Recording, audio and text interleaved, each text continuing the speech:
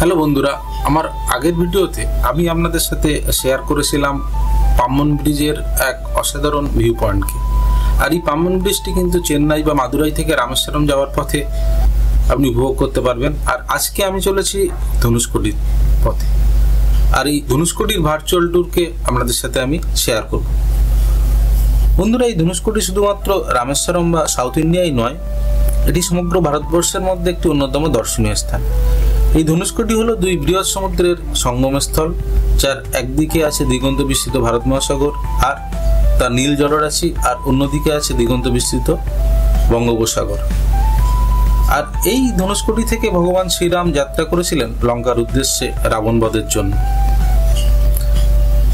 আর এই ধনুষকোটি হলো রামেশ্বরম আইল্যান্ডে ভারতবর্ষের স্থলভাগের শেষ, তারপর শুধুমাত্র সমুদ্র।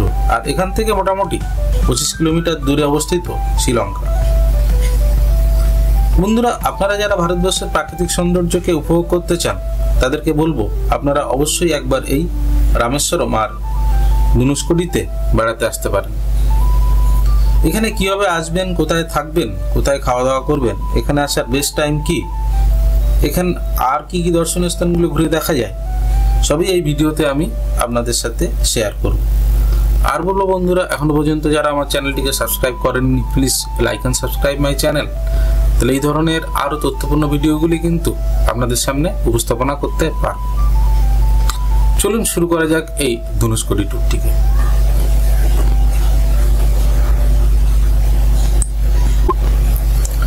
এখানে কিভাবে আসবেন, এক্ষেত্রে অবশ্য বলবো আপনারা প্রথমে ট্রেনে বা ফ্লাইটে করে চেন্নাই বা মাদুরাই চলে আসুন। তারপরে চেন্নাই থেকে ট্রেনে রামেশ্বরম বা রামেশ্বরমের আগের স্টেশন মণ্ডপম পর্যন্ত চলে আসতে পারেন। আর মণ্ডপম রেলওয়ে স্টেশন থেকে চলে আসতে পারেন এই ধনুষকোটিতে। আর এই ধনুষকোটি আসার বেস্ট টাইম হলো সেপ্টেম্বর মাস থেকে শুরু করে মার্চ মাস পর্যন্ত। এর মধ্যে যে কোনো সময়ই আপনি চলে আসতে পারেন এই স্থানটিতে আর উপভোগ করে নিতে পারেন এখানকার অসাধারণ সামুদ্রিক এবং প্রাকৃতিক সৌন্দর্যকে।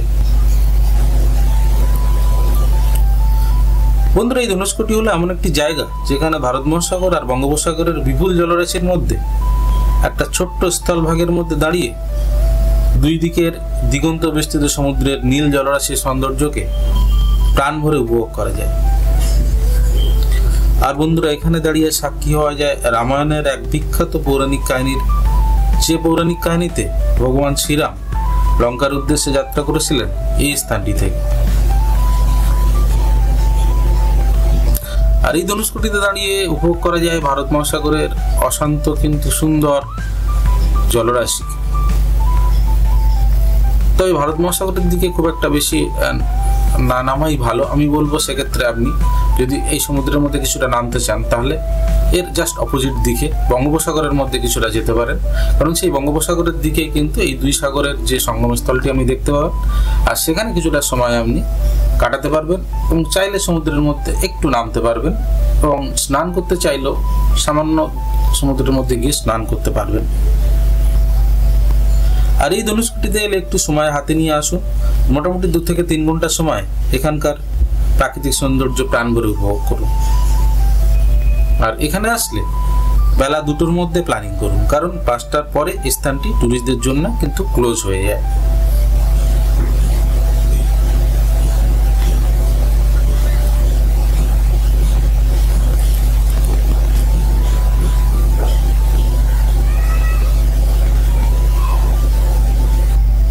আর বন্ধুরা, এই ধনুষকোটিতে এই যে সার্কুলার পোর্শনটা আপনারা দেখতে পাচ্ছেন, এখানে অশোক স্তম্ভ আছে এবং সার্কুলার একটা টুরিস্ট স্পট। এই জায়গাটিতে আমরা ঘুরে ঘুরে কিন্তু আপনারা ফটোগ্রাফি করতে পারবেন। এখানে আছে অনেকগুলো দোকান এবং অনেক গিফট শপ, চা কফির দোকান, টিফিনও এখানে আপনারা পেয়ে যাবেন। কাজে অ্যাকর্ডিংলি আপনারা এখানে একটা ভালো সময় কাটাতে পারবেন, ফটোগ্রাফি করতে পারবেন এবং এই সার্কুলার জায়গাটিতে ঘুরে ঘুরে কিন্তু আপনারা উপভোগ করতে পারবেন এই সঙ্গমস্থলটি থেকে। আর এই সঙ্গমস্থলটি যেদিকে ভারত মহাসাগর বঙ্গোপসাগর দুটো একসাথে মিশেছে, আপনি যদি এই সার্কুলার স্থানটিকে সার্কুলার স্থানটি থেকে ভালোভাবে ঘুরে ঘুরে দেখেন তাহলে তার সৌন্দর্য কিন্তু আপনি ভালোভাবে উপভোগ করতে পারবেন।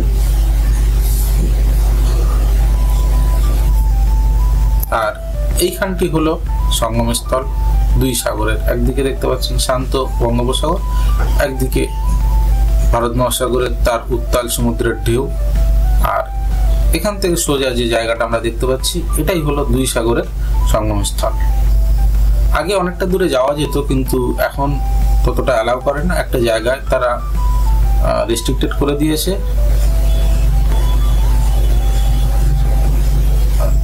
সেইটুকু আপনি এখানে যেতে পারেন, আর চাইলে সমুদ্রের মধ্যে কিছুটা নামতে পারেন।